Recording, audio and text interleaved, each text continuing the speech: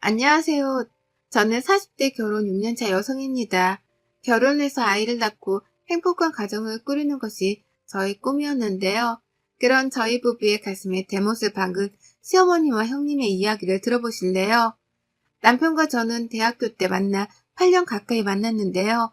서로 사회생활을 시작하고 결혼하고 싶었지만 그때 당시 결혼하지 않았던 아주버님이 있어서 시어머니께서는 저희 결혼을 반대하셨어요. 아무리 그래도 형이 먼저 결혼하고 그 뒤에 아우가 해서 사람들 보이기도 좋지. 니들이 먼저 결혼하면 형 차면이 뭐가 되겠니? 너희들은 오래 만나기도 했으니까 돈 모은다 생각하면서 형 먼저 가게 길 좀 터줘라. 워낙 큰아들 사랑에 지극하신 시어머니라는 것을 알았기에 저희는 남편의 형이 결혼할 때까지 기다리기로 했습니다. 하지만 갑작스럽게 시할머님의 병세가 악화되면서 상황이 달라지게 되었죠.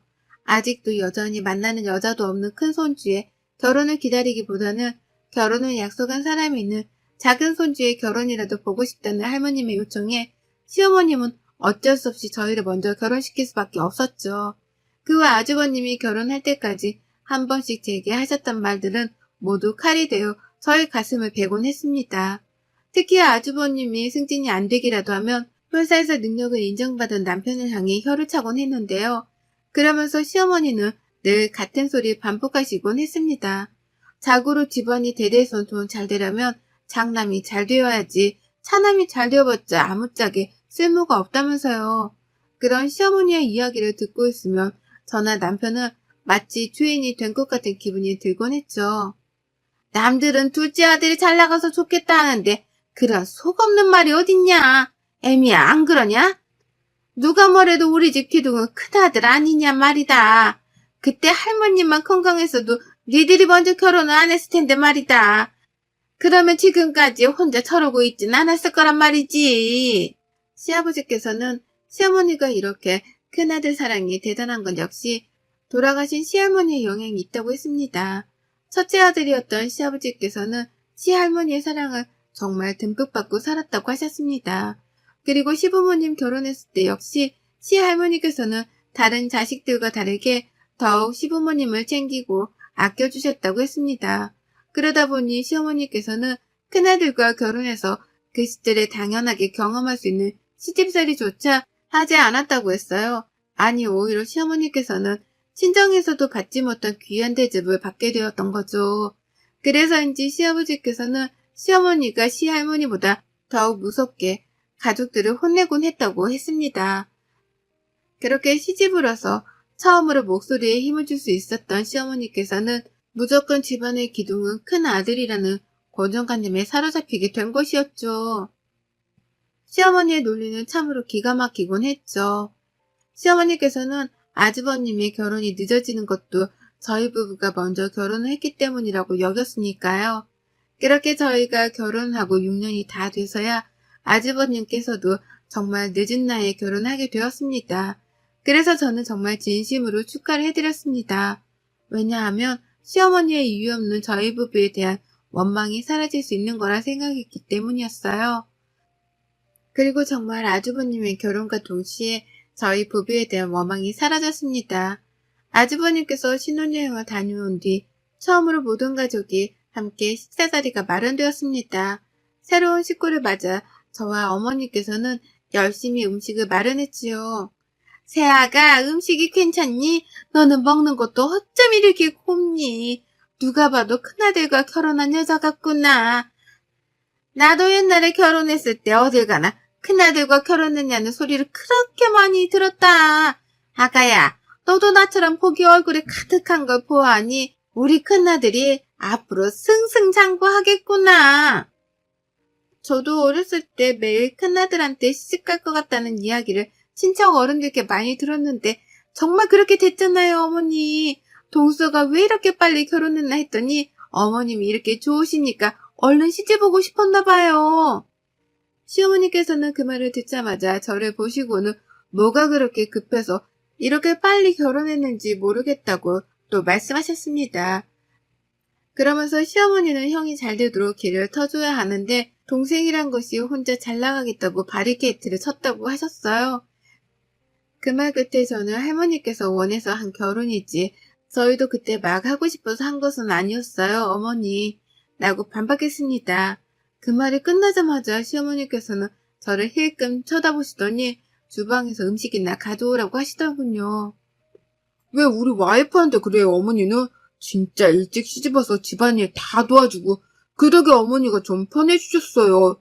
여보, 이제 큰아들 그렇게 소문대로 장가 보냈으니까 우리는 손 좀 놔. 형수님이 며느리 역할 하실 거죠? 시어머니께서는 남편의 말에 큰 소리를 치기 시작했습니다. 어디 감히 형수님한테 그렇게 버르장머리 없이 구느냐고요.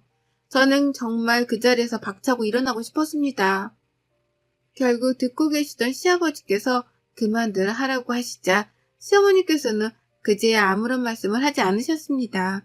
그 후에도 시어머니와 형님은 어느새 사이가 좋아져서 자주 만나고 쇼핑도 다니고 하셨습니다. 평소 시어머니는 제가 모시고 나가려고만 해도 아서라 큰 며느리도 아닌데 네가 왜 나서냐? 라고 하시곤 했는데요. 결국 정말 시어머니께서 원하시던 큰 며느리를 얻었으니 무척이나 행복하겠지 싶었습니다. 그렇게 더욱 편안해질 거라고 생각했던 시어머니는 전혀 다른 방향으로 저희를 바라보시게 되었습니다.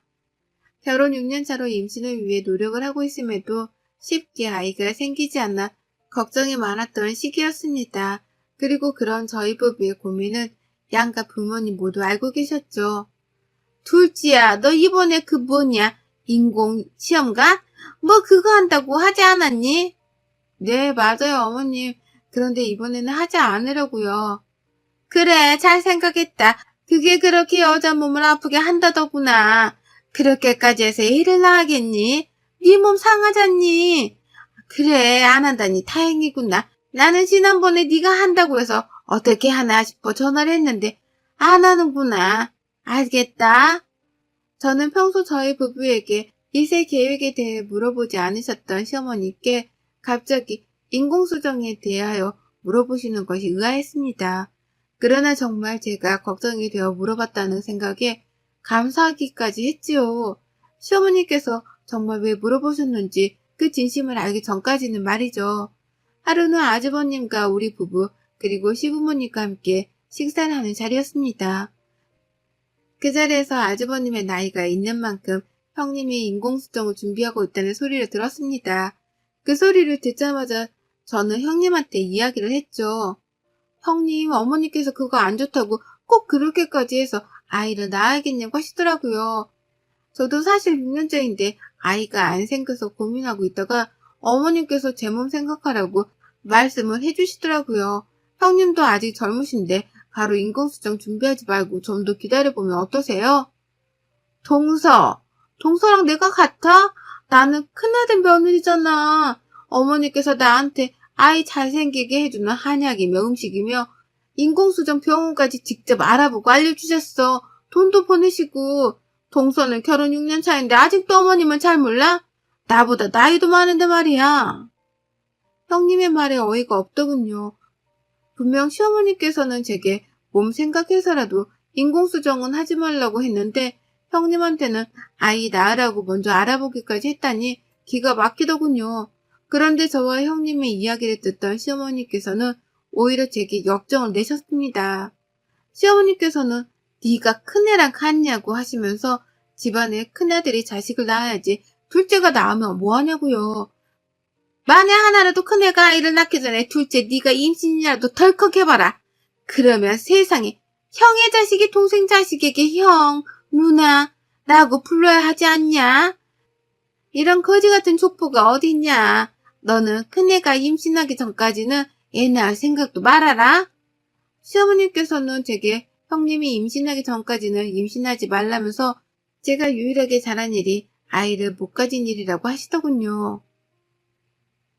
시어머니의 그 말을 듣고 있던 저는 그동안 아이를 갖고 싶어 했던 제 마음이 북받쳐 울면서 소리를 쳤습니다.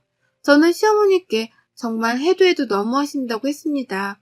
아무리 둘째 아들이고 둘째 며느리라고 해도 어머님이랑 함께한 세월이 있는데 어떻게 그렇게 모질게 말씀을 하실 수 있냐고요. 어떻게 아이를 낳지 말라고 할 수 있냐고요. 그렇게 소리를 쳤습니다. 그러자 시어머니께서 제게 네가 드디어 본색을 드러내는구나.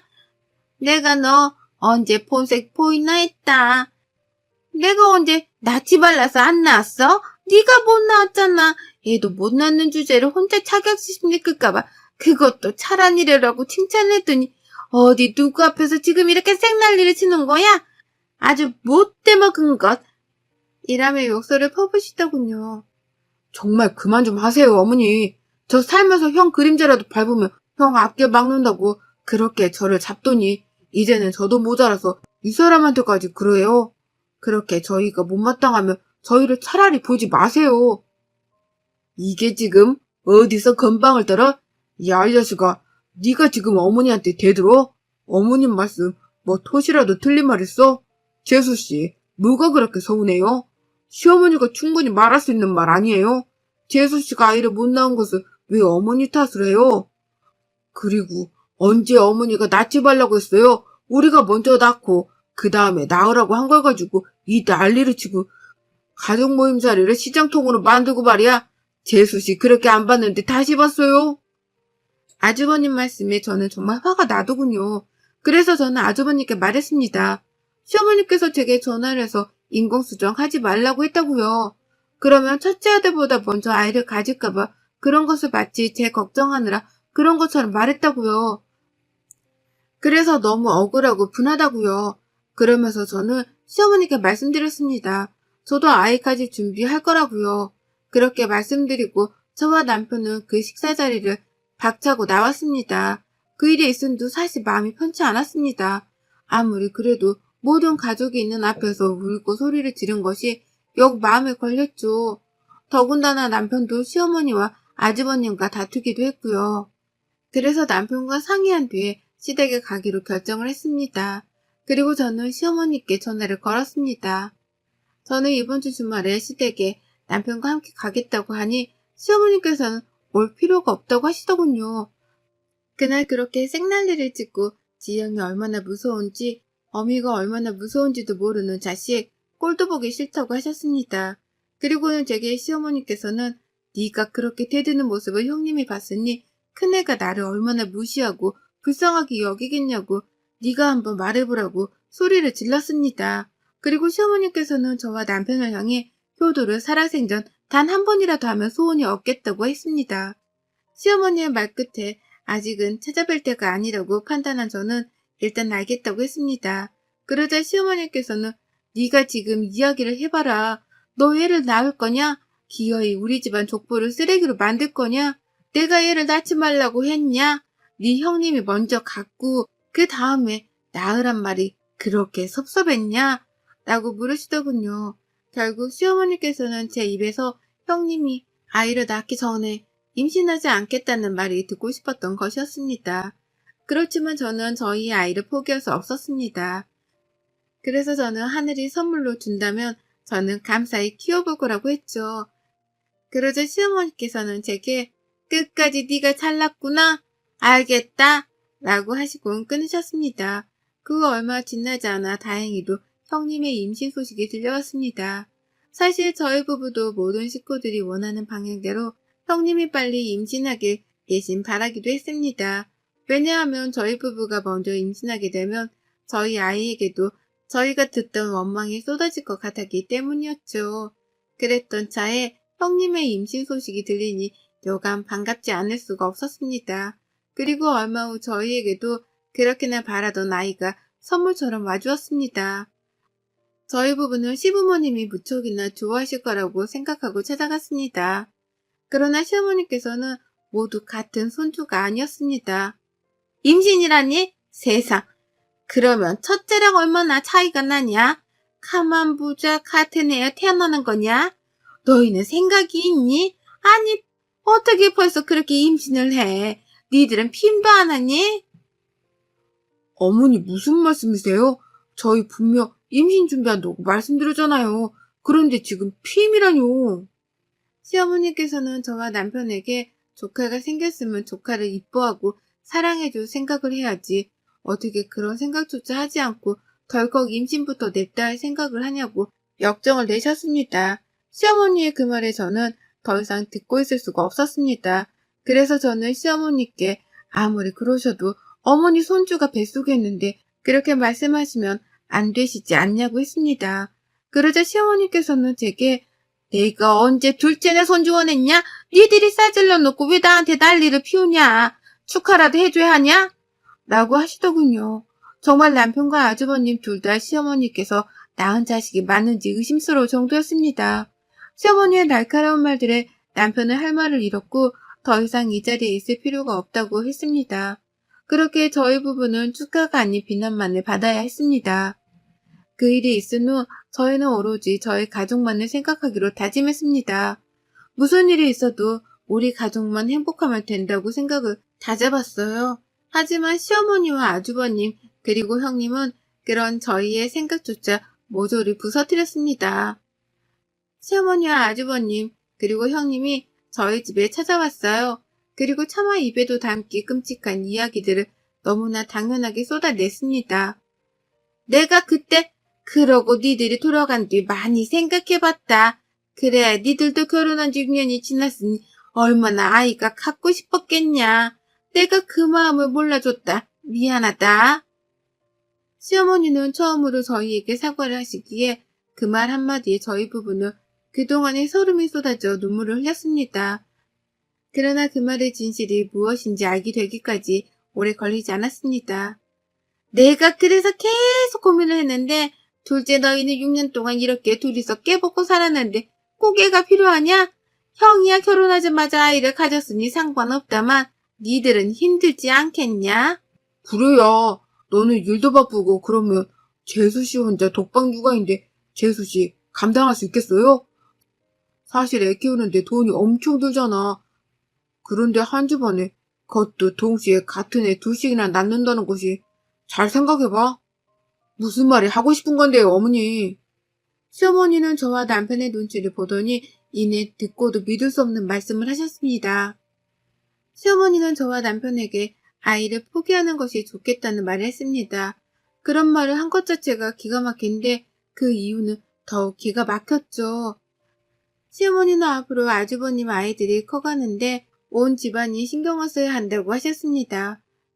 그러면서 그러자니 저희 아이에게 돌아갈 돈들까지 모두 아주버님네 아이에게 쏟아진다면 더욱 좋지 않겠냐는 것이었어요. 그러면서 제게 시어머니는 둘째야, 둘째 좋다는 것이 이런 거다. 무자식이 상팔자란 소리 들어봤지? 너는 진짜 시집 차렸다. 어느 시애미가 애를 낳지 말라고 하겠니? 너희 둘이 놀러 다니고 여행 다니고 하면서 니들끼리 살아라. 그리고 매달 조금씩 조카 키우는데 보태면 얼마나 좋겠니? 그러면 우리 집안에 판사, 검사 다 나오지 않겠냐? 네 형님이 워낙 똑똑하고 형은 말할 것도 없잖냐. 니들이 조카한테 지원을 팍팍 해줘라. 라는데 그 말을 들은 우리 아가가 듣고 있다고 생각이 들으니 손이 떨렸습니다. 어머니, 해도 너무하시네요. 어떻게 그렇게 말씀을 하세요? 애를 포기하라뇨. 어떻게 온 아이인데 저희가 얼마나 바란 아이인데 포기를 하고 조카한테 지원을 하라고 하세요? 그것도 아직 태어나지 않은 아이인데. 동서, 아직 태어나지 않은 아이라니? 뱃속에 있는 우리 아가가 다 듣겠다. 말이 너무 심하네. 요즘 같은 세상에 집안에 아이가 많아봤자 서로 힘들어. 그럴 바에야 한쪽으로 쫙 밀어주는 게 좋지. 어머님이랑 나랑 아주버님이 다 깊이 고민하고 결정한 건데 왜 이렇게 난리야? 그러면 형수가 애를 포기하세요. 남편의 이 한마디에 시어머니께서는 남편의 뺨을 때렸습니다. 시어머니는 어디 감히 귀한 손주를 포기하라고 하냐고 욕설을 퍼부었죠. 저와 남편은 더 이상 참을 수가 없었습니다. 남편은 시어머니와 아주버님께 다시는 만나지 않겠다고 했습니다. 그동안 남편이 시댁에 도움을 주었던 모든 금전적 부분들을 끊겠다고까지 했습니다. 그러자 시어머니께서 남편에게 그깟 돈 좀 준다고 유세 떤다고 하더군요. 그 말에 저 역시 가만히 있을 수 없었습니다. 그리고 시어머니께 말했어요. 저는 이제 더 이상 어머님 며느리 아니라고요. 저는 이제 남편의 부인으로 아이 엄마로만 살겠다고요.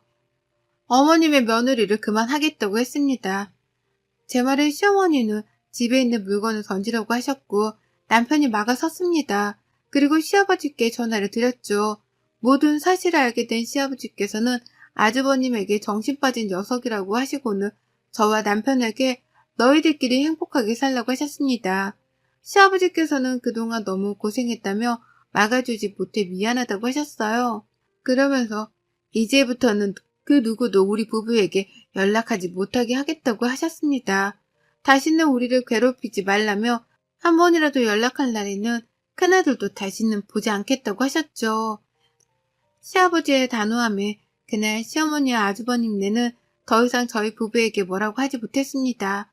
나중에 저희를 찾아오신 시아버지께서는 눈물을 흘리셨습니다. 내가 너희 시어머니를 이렇게 만든 것인지도 모르겠다.